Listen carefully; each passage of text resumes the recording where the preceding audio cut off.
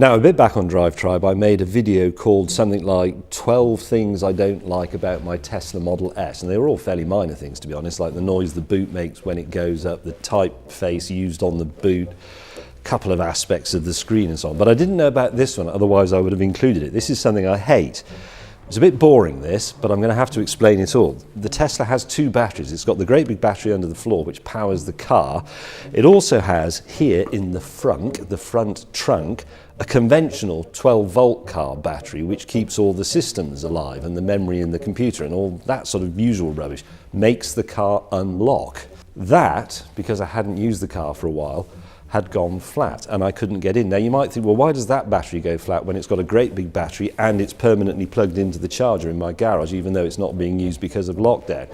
Very good question. But what Tesla have explained to me is, yes, the car charges conventionally through the cable, and that charger also, via the electronics, keeps that battery charged. But when the big battery is fully charged, the charging system turns off and it doesn't keep topping that one up, and that one eventually, because it's running the computer and so on in the background, goes flat. I couldn't get into the car because the battery's flat, so the doors won't unlock and the handles won't come out, etc. I can't open the frunk because that is electrically operated from the key. I thought the battery had run out in the key, which it does quite quickly, so I put a new one in. It wasn't that.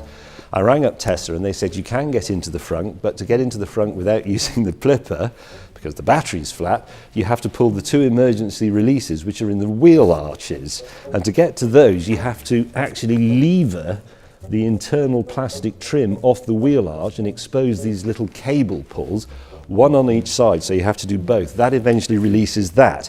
Then, when you're in here, you have to get to the battery, which is buried under here, which involves partly removing those two panels, taking this big panel out, and then taking this panel out, which has some very brittle clips on it. One of them has snapped inevitably, and that is that is still connected by bits of pipes which are part of the drain hole system to take water away if it gets under the bonnet. Hang on, I've got to prop it up with a bit of cardboard box to keep it free of the crocodile clips on the charger. And then when I've lifted that up, you have to take this bit of ducting out, which is part of the heating system, and then finally you get to the battery. Now unfortunately I could see this end of the battery and I thought, I can go onto there and an earth point on the car, but actually that's the earth terminal. I needed to get to that one, the positive one. So finally I'm in and I'm trickle charging the battery. When it comes back to life, the car hopefully will start operating again. What this needs, if you're watching Elon Musk or anybody else involved with Tesla, just in case this happens to other people, it needs a permanent one of these charging port attached. I put these on all my motorcycles for exactly this reason, so that if they're parked up and I'm not using them, I can plug a trickle charger in and maintain the battery condition.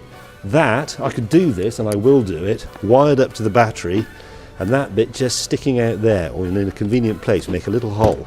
That's what it needs, because otherwise, to charge the battery, you have to dismantle the car.